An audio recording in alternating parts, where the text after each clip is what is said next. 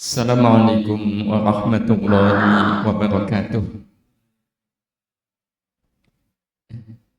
Bismillahirrahmanirrahim. Alhamdulillah wa syukrulillah. Thumma salatu wassalamu ala rasulillah Nabiyyina Muhammad ibn Abdillah wa ala alihi wa ashabihi wa mawalah. La hawla wa la quwwata illa billah, amma ba'd. Bapak Ibu segenap keluarga besar Fakultas MIPA UII, Bapak Rianto selaku dekan serta jajaran beliau, Bapak Yayasan, alhamdulillah bisa hadir bersama kita.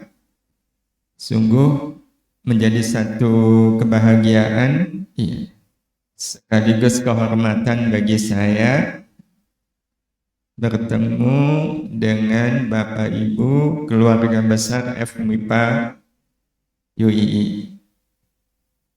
Karena bagi saya Fakultas MIPA UII adalah fakultas yang paling terhormat. Kenapa saya katakan paling terhormat? Karena bagi saya MIPA itu bukan matematika ilmu pengetahuan alam, tapi bagi saya MIPA adalah Muslim ilmuwan pecinta Allah.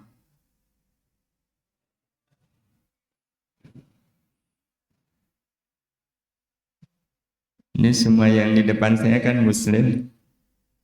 Alhamdulillah. Ilmuwan, alhamdulillah. Pecinta Allah, alhamdulillah. Nah karena itu seperti yang tadi ingin dikatakan Pak Rianto, saya yakin apapun yang Bapak Ibu lakukan di FMIPA ini semata-mata adalah karena cinta Bapak Ibu kepada Allah. Itulah sebenarnya yang membuat kita tersemangati. Tadi bicara soal bau kamar mandi, itu pasti baunya wangi kalau seandainya kita menjadikan kerja-kerja kita membersihkan kamar mandi itu bagian dari cinta kita kepada Allah. Bukankah innallaha yuhibbut tawwabin wa yuhibbul mutatahhirin. Mengajar ini juga semangatnya adalah cinta kepada Allah. Membangun semuanya adalah semangatnya cinta kepada Allah. Karena itu, tadi Pak Dekan sempat menyebut jenjang, pakai huruf apa saya lupa. Maka sebenarnya jenjang tertinggi bagi siapapun sebagai Muslim adalah jenjang bernama pecinta Allah. Itulah tujuan hidup sesungguhnya. PA, dan PA itu hanya ada di MIPA. Jadi betul-betul ini satu kehormatan bagi saya bertemu dengan para pecinta Allah. Itu yang membuat saya jadi grogi nih bicara di hadapan para pecinta Allah. Apalagi ini momentumnya adalah momentum Idul Fitri. Tidak ada yang bisa kita ucapkan di antara kita kecuali doa, taqabbalallahu minna wa minkum shalihal a'mal kullu 'amin wa antum bi khair. Nah, biasanya habis mengucapkan ini orang Indonesia dilanjutkan dengan apa Bapak Ibu? Mohon maaf lahir dan batin. Salaman nih. Nanti ada salaman nih akhir.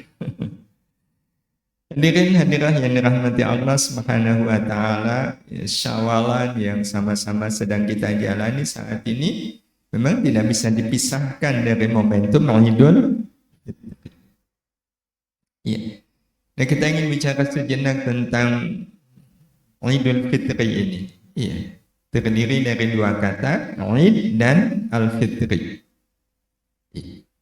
Id itu yang kita fokuskan. Apa artinya Bapak Ibu? Banyak orang yang mengartikan kembali. Iya. Tapi kalau diartikan kembali itu sepertinya tidak cocok ya, dengan akar kata dari Id. Ya, karena kalau kembali itu ada yaudu. Iya. Kalau ada yaudu berarti yaud. Padahal ini Id. Maka kata Id itu sebenarnya ya, kalau berdasar makna bahasanya lebih tepat diartikan sebagai hari raya. Nah karena itu kalau menyebut jangan hari raya Idul Fitri double itu. Hari raya Fitri. Ya, jadi Id itu memang artinya adalah hari raya. Hari raya itu hari apa Bapak Ibu? Hari raya adalah hari yang dirayakan. Jadi waktu Idul Fitri kemarin 1 Syawal itu sebenarnya kita sedang merayakan. Nah merayakan apa?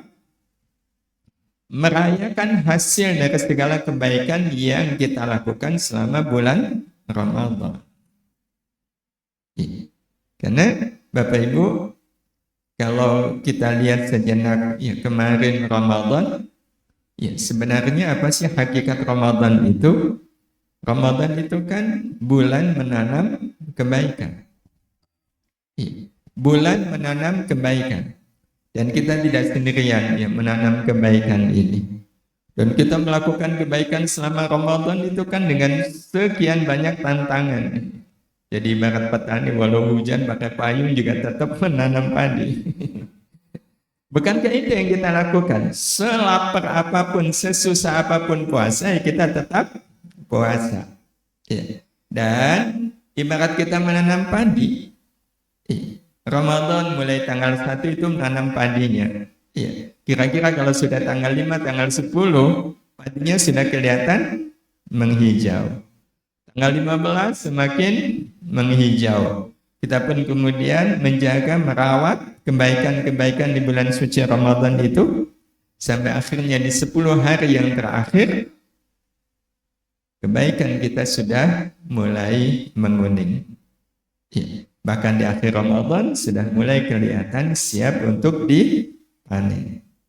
Begitu tanggal 1 Syawal betul-betul kita panen. Memanen hasil dari kebaikan selama Ramadan. Nah, wujud panennya apa Bapak Ibu?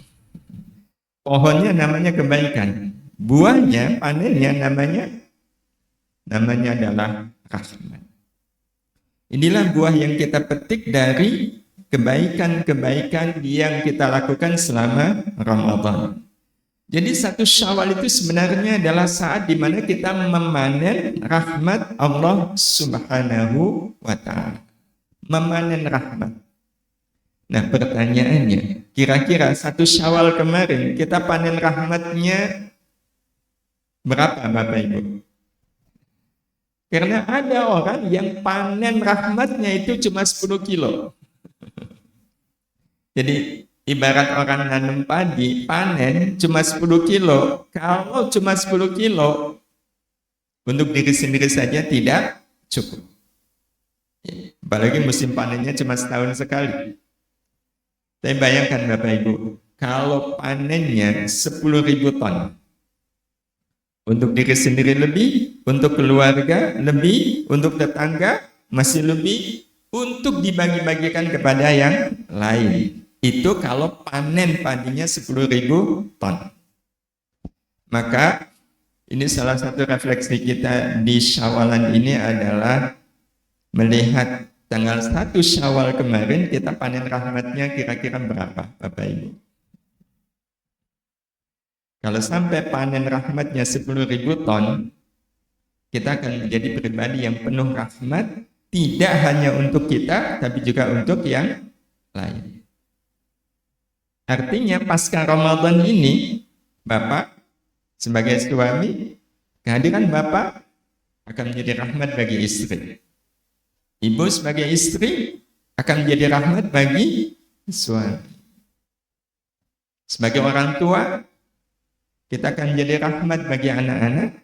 Sebagai anak, kita akan menjadi rahmat bagi orang tua. Sebagai dosen, kita akan jadi rahmat bagi mahasiswa. Sebagai teman, kita akan menjadi rahmat bagi teman yang lain. Itu kalau panen rahmatnya 10.000.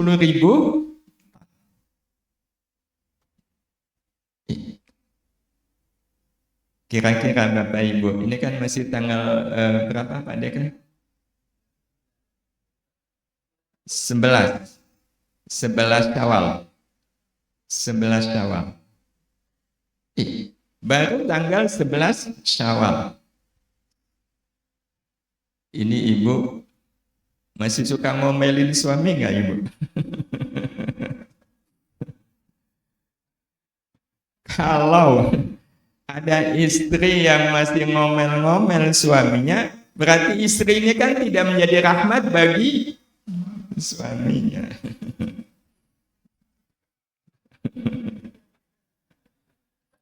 Bahkan ada istri itu yang sudah ngomelin suaminya itu tanggal 2 Syawal itu.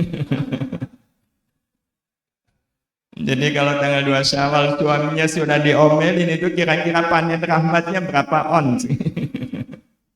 Habis di tanggal 2 Syawal. Kembalikannya ini bapak-bapak sebagai suami. Kalau seandainya diomelin oleh istri, itu rasanya dapat omelan atau dapat rahmat Allah?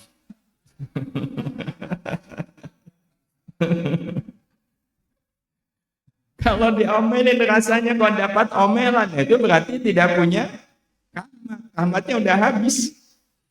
Ya, karena kalau pribadi yang punya rahmat, diapakan pun itu yang dirasakan adalah rahmat. Insya Allah marahnya dekan kepada Bapak itu adalah wujud rahmat dari Pak Dekan kepada Bapak dan Ibu. Maka kalau seandainya Bapak Ibu juga kaya akan rahmat, semua yang dialami dan dirasakan dalam hidup ini semuanya adalah rahmat Allah. Itu kalau panennya 10.000 ton. Nah Bapak Ibu, ini bicara soal rahmat. Sebenarnya pasti pengertian dari rahmat itu, rahmat adalah kasih sayang Allah yang akan membuat apapun menjadi kebaikan. Itulah yang dimaksudkan dengan rahmat.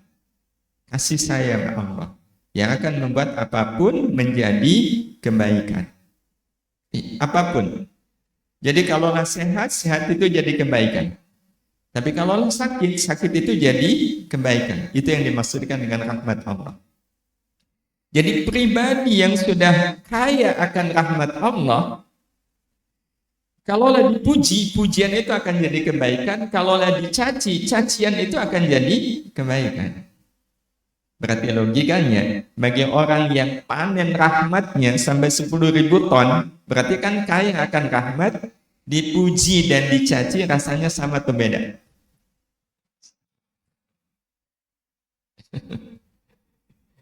Inilah orang kalau sudah dapat rahmat Allah Subhanahu wa ta'ala. Apapun akan menjadi kebaikan, kaya jadi kebaikan, miskin jadi kebaikan.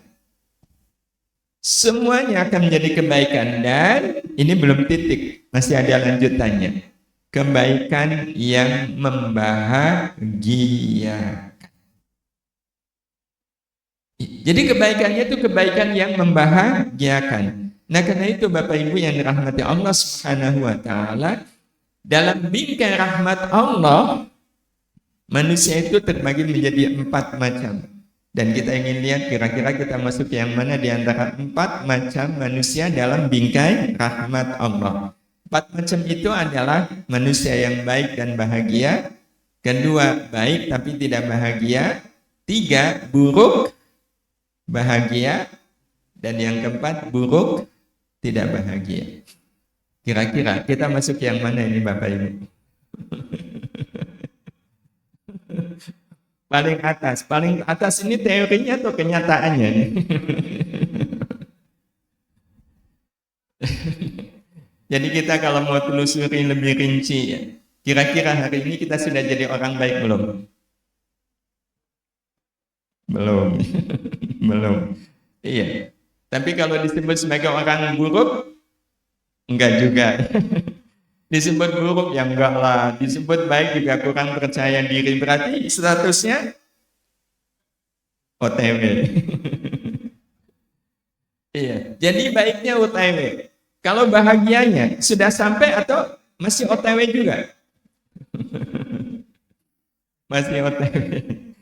Jadi baiknya masih OTW, bahagianya juga masih OTW. Berarti rahmat Allahnya OTW. Rahmat Allahnya OTW. Padahal musim tanamnya sudah habis di bulan Ramadan kemarin. Haruskah kita menunggu Ramadan yang akan datang? Padahal umur belum tentu. Nah karena itu Bapak Ibu yang dirahmati Allah, kita amat sangat yakin bicara soal baik dan bahagia kan pasti menjadi harapan seseorang. Namun baik dan bahagia ini hanya dengan rahmat Allah. Jadi hanya dengan rahmat Allah hidup manusia akan baik dan bahagia. Tanpa rahmat Allah, hidup manusia tidak akan mungkin baik, tidak akan mungkin bahagia. Andai Bapak Ibu, ada orang yang merasa hidupnya bahagia, tapi di dalam kebahagiaan dia tidak ada rahmat Allah, itu adalah bahagia semu. Seperti orang yang kaya, tetapi kekayaannya hasil korupsi. Ada rahmat Allah nggak di situ? Nah, sebahagia apapun itu semu, itu menipu.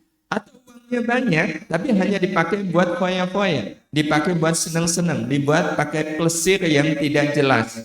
Ada rahmat Allah? Nah, maka walaupun dengan plesir, dengan jalan-jalan, dia senang, itu senang yang semu. Senang yang sesungguhnya, bahagia yang sesungguhnya, baik yang sesungguhnya adalah dengan rahmat Allah. Sebagai satu bukti sekaligus dasar, seminimal-minimal kita disebut sebagai orang baik itu adalah dengan kita tidak melakukan yang buruk. Ya, maka ada nasihat, kalau belum bisa jadi orang baik, minimal jangan jadi orang buruk.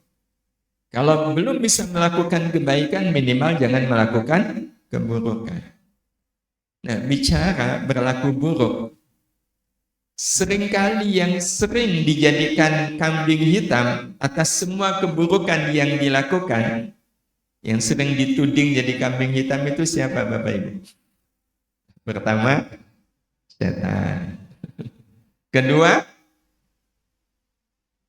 nafsu. Iya. Jadi memang dua sosok ini yang sering disebut sebagai biang segala macam keburukan. Yang pertama setan. Allah Subhanahu wa taala pernah menyampaikan maklumat yang kepada kita. Ada di surat An-Nisa ayat 83. Walaula fadlullahi 'alaikum wa rahmatuh lattaba'tumus syaitana illa qalila. Sekiranya bukan karena karunia dan rahmat dari Allah, niscayalah kalian menjadi pengikut. Kalau bukan karena rahmat Allah, kalian semua ini akan menjadi pengikut. Berarti kalau kalian tidak menjadi pengikut setan, kita harus dapat. Inilah pentingnya kita memiliki rahmat Allah. Karena kalau mengandalkan kemampuan kita, yakin kita tidak mampu menghadapi setan. Hanya dengan rahmat Allah kita terbebas dari segala godaan setan. Itu setan. Yang kedua yang sering menjadi biang keburukan adalah nafsu. Orang kalau sudah nafsu itu, na'udzubillah. Dan Nabi Yusuf pernah menyampaikan kepada kita soal nafsu ini. Ada di surat Yusuf ayat 53. Wa ma ubari'u nafsi inna nafsa la'ammaratun bisu' illa ma rahima rabbi inna rabbi ghafurur rahim. Dan aku tidak menyatakan diriku bebas dari nafsuku. Karena nafsu itu cenderung memerintah manusia kepada keburukan. Kecuali yang diberi rahmat oleh Allah. Ada kata illa ma rahima rabbi. Berarti memang menghadapi nafsu pun butuh rahmat Allah Subhanahu wa ta'ala. Karena itu Bapak Ibu yang dirahmati Allah Subhanahu wa ta'ala, baik buruknya seseorang sebenarnya sangat tergantung dia kaya atau miskin rahmat Allah. Karena, nah ini karenanya, semudah apapun amal kebaikan menjadi sulit dilakukan oleh orang yang miskin dengan rahmat Allah. Ya, ibaratnya panen cuma 10 kilo kan, jadi orang miskin. Semudah apapun kebaikan menjadi sulit dilakukan oleh orang yang miskin akan rahmat Allah. Apa contohnya? Ya, contohnya ya, tadi sempat disampaikan, yaitu memaafkan. Memaafkan itu amal baik bukan Bapak Ibu? Amal baik. Mudah atau sulit untuk dilakukan?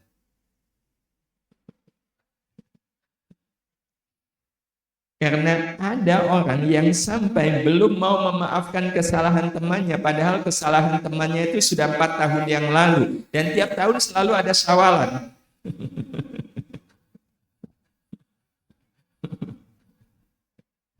Jadi kalau begitu artinya syawalan apa? Sementara dia tidak mau memaafkan kesalahan temannya, saudaranya yang sudah dilakukan 4 tahun yang lalu. Kadang memang ada semacam kekhawatiran di Syawal ini sebenarnya ya konteksnya apa? Ya. Nah Bapak Ibu, kalaulah memaafkan itu sulit, nah ini pertanyaannya, sebenarnya sulitnya di mana? Karena memaafkan itu kan cukup dengan kita mengatakan, udah Pak, udah saya maafkan kok. Saya sudah maafkan. Mengatakan sudah saya maafkan, kalaulah sulit, sulitnya di mana? Sulitnya soalnya saya dongkol, betul? Dongkolnya belum hilang. Saya masih ingat bagaimana 4 tahun yang lalu dia menghina saya. Itu yang saya tidak bisa lupa. Itu yang membuat saya sulit untuk memaafkan dia. Nah sekarang pertanyaannya Bapak Ibu. Dongkol, jengkel, mangkal kepada orang yang menghina, itu wajar nggak? Hati-hati menjawab, karena jawaban Bapak Ibu akan menunjukkan Bapak, Ibu kaya atau miskin rahmat. Nggak mau jawab. Karena salah satu ciri orang yang miskin rahmat adalah mengatakan wajar untuk sesuatu yang sebenarnya tidak wajar, dan mengatakan tidak wajar untuk sesuatu yang sebenarnya wajar. Itu tanda miskin rahmat. Ada satu lagi ciri orang yang miskin rahmat. Dia menolak apa yang dia pahami. Dia menolak apa yang dia sudah ketahui. Ya contohnya soal dongkol tadi. Bapak Ibu, kita dongkol karena disakiti orang, karena dihina orang. Pertanyaannya, kalau ada orang yang menghina kita, sebenarnya orang yang menghina kita itu orang yang sedang merendahkan dirinya atau merendahkan yang dihina? Merendahkan dirinya. Itu kan Bapak Ibu udah tahu. Bapak Ibu sudah tahu dia sedang merendahkan dirinya. Terus Bapak Ibu dongkol, itu dongkol atas apa?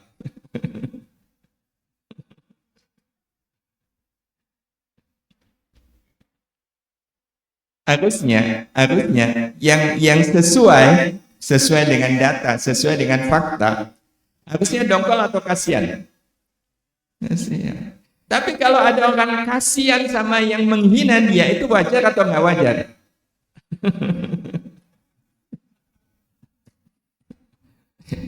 Yang kedua, Pak, Bu, kalau ada orang menghina kita, sebenarnya kita dapat apa dari orang yang menghina kita? Tuh, udah tahu juga. Dapat pahala. Berarti orang yang menghina kita adalah orang yang memberikan pahalanya untuk kita. Dikasih pahala kok dongkol. Itu berarti tanda apa Bapak Ibu? Kaya atau miskin? Miskin. Maka sebenarnya apapun logikanya, apapun alasannya, kalau orang masih sulit memaafkan kesalahan orang lain, itu tandanya dia memang masih miskin rahmat. Ujung-ujungnya adalah karena dia miskin rahmat. Orang kalau miskin harusnya dapat apa Bapak Ibu?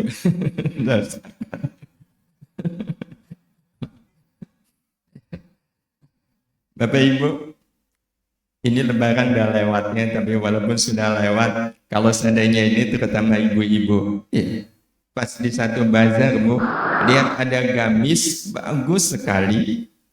Ini kalau di toko bisa ratusan ribu nih. Tapi pas lihat harganya 20.000. Mahal atau murah Bu? Mahal atau murah Bu? Murah kalau ibu punya uang 200.000. Ibu bisa beli 10. Tapi bayangkan ibu punya uang cuma 5.000. Maka mendapatkan gamis semurah ini mudah atau sulit? Maka sebenarnya hukum yang sama berlaku pada rahmat. Semudah apapun amal kebaikan, tapi kalau orang miskin rahmat menjadi sulit untuk dilakukan. Contoh lain, sabar, mudah atau sulit? Enggak sulit, cuma sulit. Bapak Ibu, kalau sabar itu sulit, pertanyaannya sulitnya di mana? Karena Bapak Ibu, untuk sabar itu kan pasangannya musibah. Orang nggak akan mungkin bisa sabar kalau nggak dapat musibah. Katakanlah kita ambil contoh musibahnya adalah pas Jumatan di masjid pakai sepatu baru harga 2 juta hilang. Musibah bukan? Musibah. Berarti ada kesempatan untuk sabar. Cara sabar?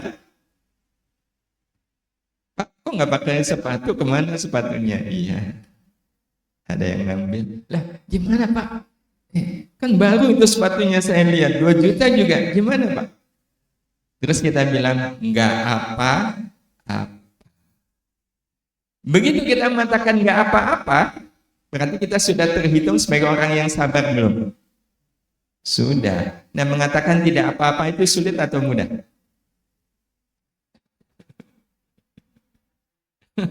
Sulitnya di mana? Sulitnya di mana?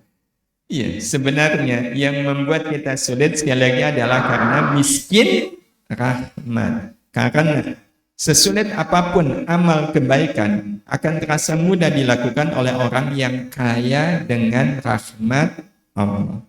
Enggak ada kata sulit. Sesulit apapun itu terasa mudah bagi orang yang hidupnya kaya akan rahmat Allah, kaya dengan rahmat Allah. Nah, apa ukuran minimal Bapak Ibu seseorang itu dikatakan kaya akan rahmat Allah? Nah, ini ukuran minimalnya.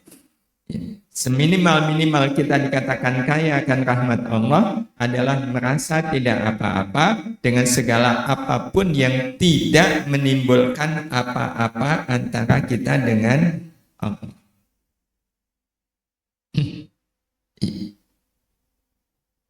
Jadi tidak menimbulkan apa-apa antara kita dengan Allah. Kalau tidak menimbulkan apa-apa antara kita dengan Allah berarti nggak apa-apa.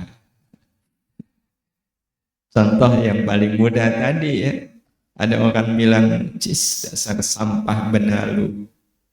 Penghinaan dia akan menimbulkan masalah nggak antara kita dengan Allah? Apa kita jadi bermasalah dengan Allah? Menimbulkan apa-apa antara kita dengan Allah? Enggak. Nah, kalau enggak berarti dihina? Enggak apa?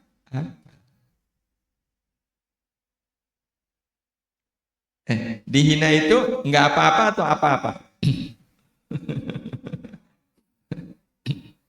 Kalau ada yang mengatakan apa-apa, maka pertanyaannya, apa-apanya apa? Kalau memang dihina itu apa-apa, apa-apanya apa? Ada yang bisa jawab? Kalau dongkol tadi kan kita sudah buktikan nggak wajar dongkol, mau dapat pahala, kalau dia sedang merendahkan dirinya. Iya, yang betul adalah kasihan. Iya. Kalau sepatu mahal harga 2 juta hilang, memang apa-apa atau nggak apa-apa? Nggak apa-apa.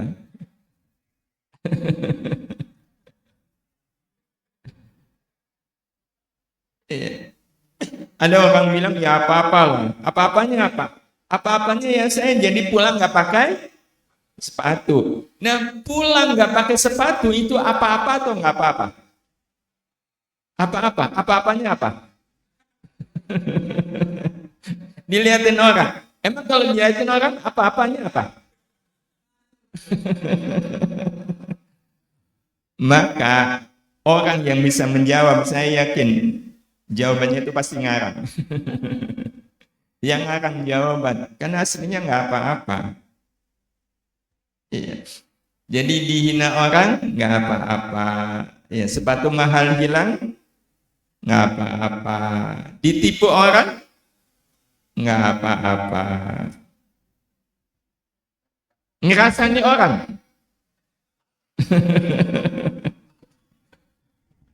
Nah ini dia yang jadi masalah. Ngerasani orang nggak apa-apa. Padahal itu jelas apa-apa. Kenapa? Karena pasti akan menimbulkan apa-apa antara kita dengan Allah. Nah Bapak Ibu sebagai penutup, apakah kemudian untuk membuat kita jadi kaya rahmat harus menunggu Ramadan tahun yang akan datang?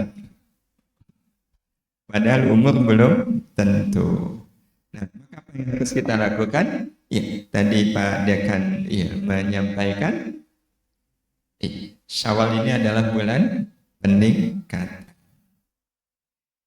Peningkatan untuk membuat kita secepatnya kaya dengan rahmat Allah.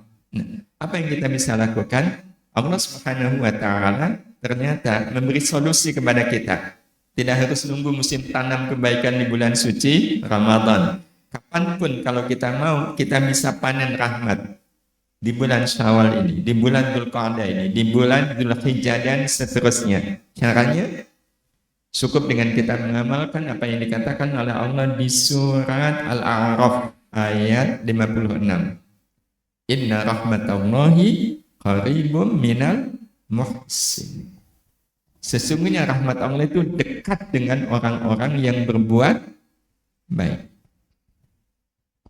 Sesungguhnya rahmat Allah itu dekat dengan orang-orang yang berbuat baik. Dekat itu kan artinya rahmat Allah itu mendekat. Karena tidak akan mungkin dekat kecuali pasti mendekat. Ya karena itu qarib nih. Kalau diartikan dengan arti mutaaddi, maka dekat di sini artinya adalah mendekat. Rahmat Allah itu akan mendekat kepada orang-orang yang berlaku baik. Tetapi Allah menyebut orang-orang yang berlaku baik ini dengan sebutan al-muhsinin. Sebutannya adalah al-muhsinin. Nah kalau kita lihat kata aslinya al-muhsinin, kalau diartikan letterlek, muhsinin itu kan artinya adalah orang-orang yang berlaku ihsan. Karena kalau soal berlaku baik, sebenarnya selama Ramadan kemarin, amal baik kita banyak nggak Bapak Ibu? Banyak. Puasa, tarawih, tilawah Quran. Bahkan saya dengar teman-teman di MIPA UI ini waktu Ramadan kemarin khatam Qurannya sehari 3 juz. Betul ya Bapak Ibu? Oh salah. Oh kalau begitu 4 juz.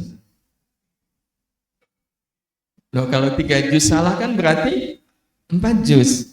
Kalau 4 juz salah berarti 5 juz. Bapak Ibu yang dirahmati Allah Subhanahu wa Ta'ala, tapi inilah yang kemudian jadi pertanyaan bagi kita. Kenapa selesai Ramadan rasanya saya seperti tetap miskin rahmat Allah. Masih senang berbuat buruk, masih berat untuk melakukan amal kebaikan. Itu kan ciri tanda bahwa kita masih miskin rahmat. Kenapa? Padahal amal-amal baik kita nggak kurang selama Ramadan. Maka ayat ini bisa jadi menjadi jawaban. Karena sangat boleh jadi amal baik yang kita lakukan di bulan Ramadan kemarin belum memenuhi kriteria ihsan. Dan kalau soal beramal ihsan itu tidak harus nunggu Ramadan. Hari ini pun kita bisa melakukan amal ihsan. Nah, apa kriteria amal itu disebut amal ihsan? Yang jelas, ihsan itu adalah amal baik, tapi ada 3 kriteria yang harus dipenuhi. Apa 3 kriteria itu? Amal baik yang dilakukan, kriterianya yang pertama, semata karena rahmat Allah. Ini yang tidak boleh kita lupakan. Apapun amal baik kita, ada kesadaran penuh, kesadaran utuh pada diri kita, bahwa saya melakukannya ini semata-mata adalah karena rahmat Allah. Tidak menyebut yang lain. Bapak, Ibu, kok bisa jadi dosen di FMIPA UI ini? Ya bisa lah, saya lulus S3. Mudah bagi saya jadi dosen. Maka kalaulah dia ngajar, itu amalnya jadi amal ihsan nggak? Yang akan menjadi amal ihsan adalah saya mengajar ini adalah karena rahmat Allah. Semata-mata karena rahmat Allah. Karena kalau bukan karena rahmat Allah, nggak mungkin saya juga bisa jadi dosen. Jadi apapun kebaikan kita, itu kita sandarkan semata-mata karena rahmat Allah.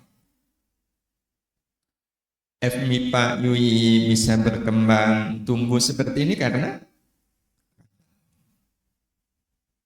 itu yang betul-betul kita yakini. Termasuk tadi ya, Bapak Ibu baca Quran sehari 3 juz itu. Ada yang bilang, Pak Jedangan kok ampuh banget ya. Kok bisa baca Quran sehari 3 juz? Saya jangan 3 juz, 1 juz saja udah megap-megap. Kok bisa? Apa jawaban kita? Tidak kemudian mengatakan, ya gampang lah, susahnya saya itu sudah lancar baca Quran dari SD.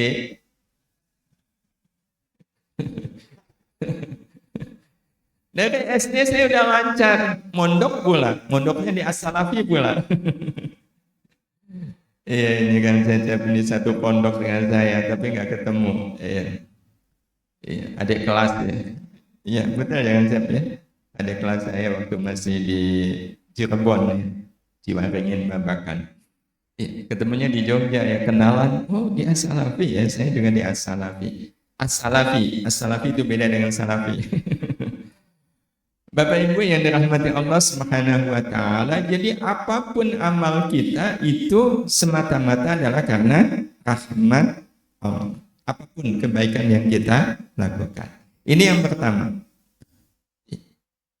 Karena Rasulullah sendiri pernah diingatkan kan, fabima rahmatin minallahi lintalahum. Oleh karena sebab rahmat Allah, engkau Muhammad bisa berlaku lembut kepada orang-orang yang memusuhimu, berlaku lembut kepada orang yang menyakitimu. Itu karena rahmat Allah.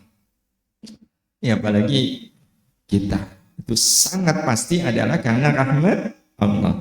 Yang kedua, hanya mengharap rahmat Allah. Nah, ini yang kita nggak boleh lupa. Hanya mengharap rahmat Allah.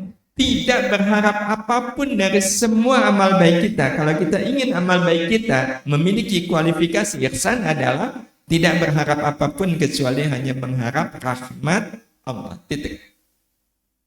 Iya. Tidak mengharap yang lain. Kalau mengharap yang lain, nggak salah. Tapi amalnya jadi tidak memenuhi kriteria ihsan. Iya. Kenapa jadi dosen?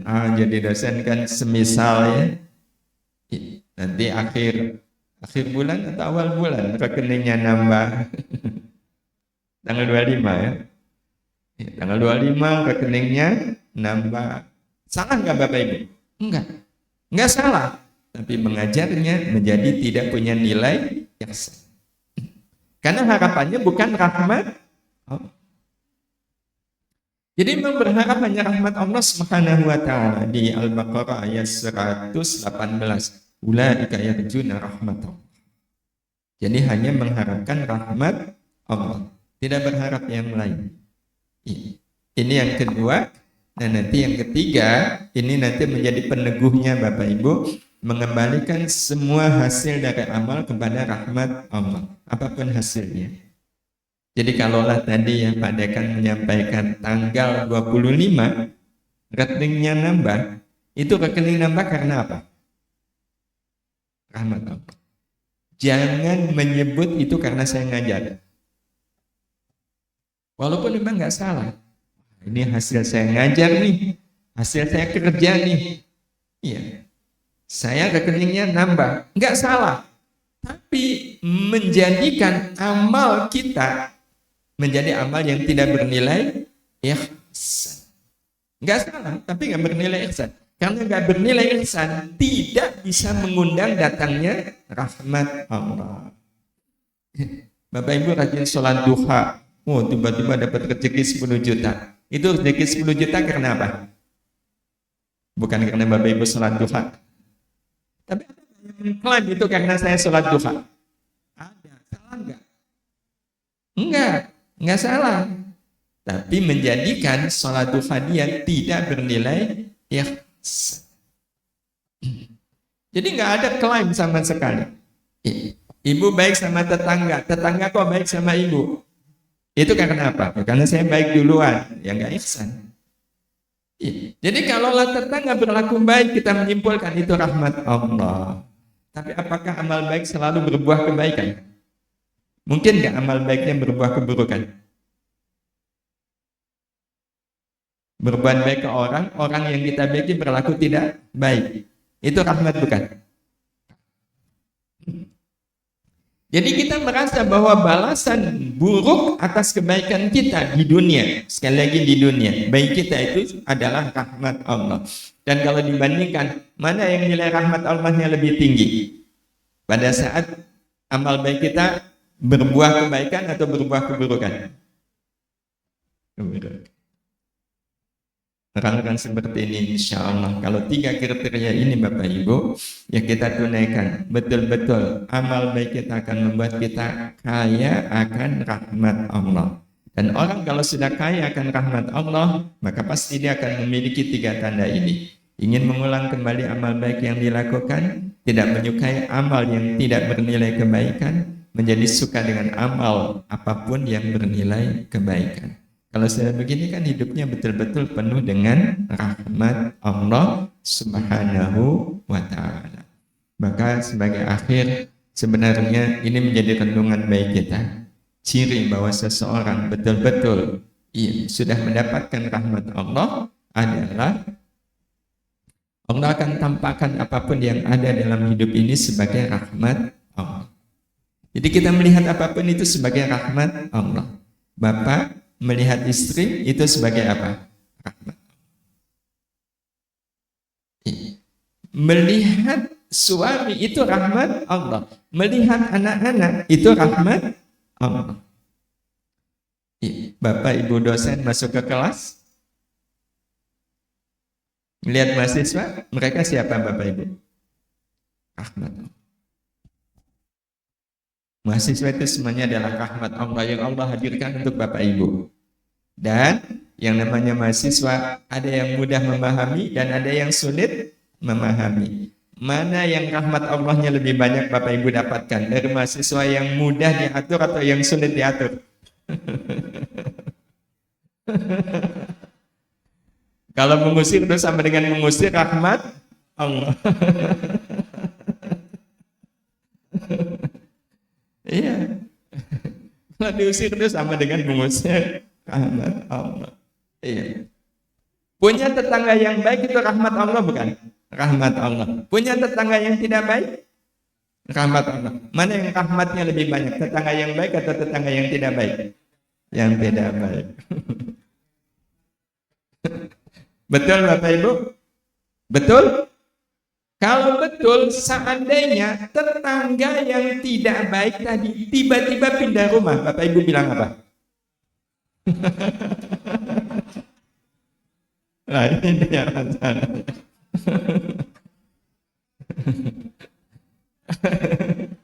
Iya.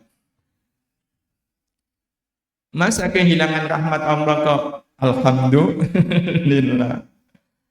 Tetangga yang tidak baik itu kan mata air rahmat yang luar biasa. Lebih banyak daripada rahmat Allah yang ada pada tetangga yang baik. Kehilangan mata air rahmat kok bilang alhamdulillah. Nah itu masalah nggak sebenarnya Bapak Ibu? Maka sebenarnya awal masalah adalah ketika kita tidak memahami apapun sebagai rahmat Allah.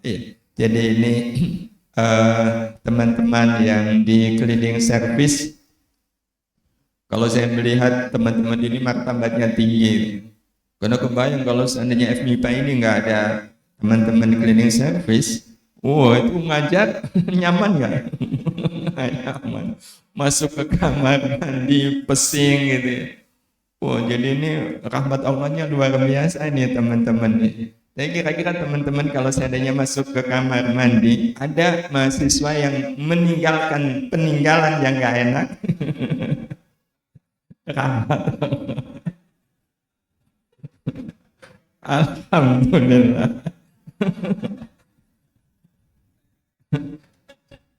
Ya, itu kan rahmat Allahnya jadi banyak gitu. Rahmat dalam bentuk pahala, ya. Rahmat dalam bentuk ridhonya Allah Subhanahu wa Ta'ala. Karena itu bagi kita gaji terbaik adalah gaji bernama rahmat. Orang yang gajinya 10 juta semisal, belum tentu nilai rahmat Allahnya lebih tinggi daripada yang gajinya hanya 3 juta. Karena itu kita akan selalu hormat dengan siapapun. Karena yang kita lihat adalah bukan aspek duniawinya, tapi rahmat Allah yang ada di dalamnya. Dan soal ini pun Allah sudah menyampaikan maklumatnya. Wa rahmati wasi'at kulla syai'. Rahmatku, kata Allah, itu ada di dalam segala sesuatu. Nah yang namanya segala sesuatu kan bisa dua kemungkinan. Bisa manis, bisa pahit. Bisa sesuai ekspektasi, bisa tidak sesuai ekspektasi. Bisa menyenangkan, bisa menyusahkan. Maka bagi orang yang kaya dengan rahmat Allah, senang itu rahmat Allah, susah adalah rahmat. Maka ini sama-sama kita merenung saja Bapak Ibu. Ramadan sudah berlalu, tapi bagi kita Ramadan adalah hamparan waktu yang Allah rahmatkan untuk kita, agar kita berubah menjadi pribadi yang penuh rahmat untuk diri dan sesama. Maka saya sangat yakin setelah ini Bapak Ibu sebagai bagian dari keluarga FMIPA betul-betul akan menjadi muslim ilmuwan pecinta Allah, akan saling menjadi rahmat bagi sesama, dan bukan mustahil nanti FMIPA ini pun akan menjadi rahmat bagi fakultas yang lain. Nah kalau menjadi rahmat bagi fakultas yang lain, maka seluruh fakultas di UI ini akan menjadi rahmat. Otomatis kita yakin suatu saat nanti UI ini juga akan menjadi rahmat bagi kampus-kampus yang lain. Kalau sudah begini, kita sudah menjalankan misi kita dihadirkan oleh Allah betul-betul sebagai rahmatal lil alamin. Dan mudah-mudahan inilah hikmah tawalan yang kita pegangi. Betul-betul setelah ini kita berjanji sebisa mungkin saya harus menjadi rahmat bagi siapapun. FMIPA ini harus menjadi rahmat bagi fakultas yang lain. Dan tekad kita UII ini harus menjadi rahmat bagi kampus-kampus yang lain. Siap Bapak Ibu? Siap? Insya Allah dengan rahmat Allah pasti akan terwujud. Demikian Bapak Ibu yang bisa saya sampaikan di kesempatan Syawalan ini. Kita sama-sama ingin menutup forum Syawalan ini dengan berdoa sejenak kepada Allah Subhanahu wa Ta'ala. Bismillahirrahmanirrahim. Alhamdulillahirabbil alamin. Allahumma shalli ala sayyidina Muhammad wa ala alihi wa ashabihi ajma'in. Ya Allah, syukur tiada kira atas rahmat umur yang Kau karuniakan kepada kami. Engkau beri kesempatan kami bisa bertemu, berjumpa dengan bulan suci Ramadan. Sudah lewat Ramadan ya Allah. Tapi kami merasa Ramadan seperti berlalu sia-sia. Kami merasa tidak ada perubahan yang berarti pada diri kami ya Allah. Memang selama Ramadan kami puasa, selama Ramadan kami tilawah Quran, selama Ramadan kami qiyamul lail. Tapi Engkau Maha tahu ya Allah apa yang kami lakukan selepas Ramadan ini. Ya Allah, kalaulah ini karena dosa, kesalahan, dan keburukan diri kami hanya bisa mohon kepadamu ya Allah, maafkan semua keburukan kami, semua dosa yang masih bercokol pada diri kami. Ampuni ya Allah sebanyak apapun dosa yang pernah kami perbuat, sekelam apapun masa lalu kami, senista apapun aib-aib yang selama ini kami sembunyikan. Ampuni semuanya ya Allah, dan jadikan saat ini betul-betul saat ampunan bagi kami. Ya Allah, kami ingin menjalani sisa umur kami ini betul-betul sepenuhnya dalam naungan rahmat-Mu ya Allah, sepenuhnya dalam naungan rahmat-Mu. Karena kami tidak akan mungkin ya Allah bisa mengarungi kehidupan yang penuh dengan godaan, penuh dengan cobaan ini. Nggak mungkin kami bisa selamat mengarunginya tanpa rahmat-Mu ya Allah, tanpa rahmat-Mu. Kami amat sangat membutuhkan rahmat-Mu ya Allah. Karena itu rahmati kami dengan Engkau berikan kepada kami kemampuan ya Allah mengisi sisa umur kami ini dengan amal baik yang memenuhi kriteria ihsan. Kuatkan kami ya Allah, mengisi sisa umur kami ini dengan amal baik yang kami lakukan semata-mata karena rahmat-Mu, karena kami tidak akan mungkin bisa beramal baik kecuali dengan rahmat-Mu. Dan ya Allah, jadikan apapun amal baik yang kami lakukan selama kami hidup di alam dunia ini, kami tidak berharap apapun dari semua amal baik kami, kecuali kami hanya berharap rahmat-Mu ya Allah. Kami hanya berharap rahmat-Mu. Jangan Kau biarkan kami beramal baik karena berharap selain rahmat-Mu ya Allah. Cukup rahmat-Mu bagi kami ya Allah. Cukup rahmat-Mu yang menjadi harapan dari amal-amal baik kami. Karena itu ya Allah, rahmati kami. Rahmati kedua orang tua kami. Rahmati guru-guru kami ya Allah. Rahmati orang-orang yang sudah menjadi jalan ilmu bagi kami, jalan hidayah bagi kami, jalan kebaikan bagi kami. Rahmati pula keluarga kami, saudara-saudara kami, sahabat-sahabat kami, anak-anak didik kami ya Allah. Lebih-lebih anak keturunan kami semuanya ya Allah. Jadikan semua anak keturunan kami menjadi ahlur rahmah, ahlur rahmah, ahlur rahmah. Yang dengan rahmat-Mu jadikan anak-anak kami semuanya menjadi ahli ilmu, ahli kebaikan, ahli amal, ahli ibadah, ahli Quran ya Allah. Jadikan anak-anak kami semuanya menjadi ahli Quran, ahli istiqamah, ahli istijabah, ahli syukur, ahli sabar, ahli manfaat ya Allah, ahli husnul khatimah. Fala taj'alna wa iyyahum min ahli syarri wal dhair birahmatika ya arhamar rahimin. Ya Allah, utuhkan kebersamaan kami hidup di dunia saat ini mulia, utuhkan kembali kebersamaan kami di akhirat nanti mulia.